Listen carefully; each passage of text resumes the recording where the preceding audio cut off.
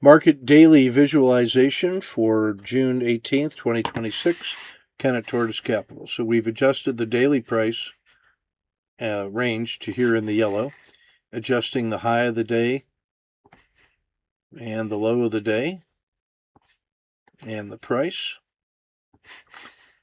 The 5 period is adjusted, the 10 period is adjusted, shifting the regression line, adjusting the 30-day extension right there.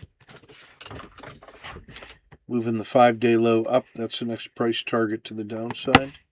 The 5 and 10-day high, adjusting the PSAR.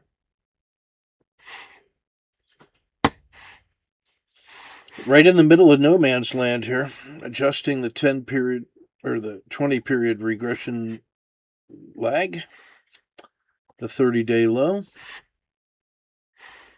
the 120-day regression line lagged by 30. There's our 150-day low, 150-day high. That was that last great turning point. This is the first serious COTA 2 risk. I'm concerned that this didn't make a new high and then sold off harshly.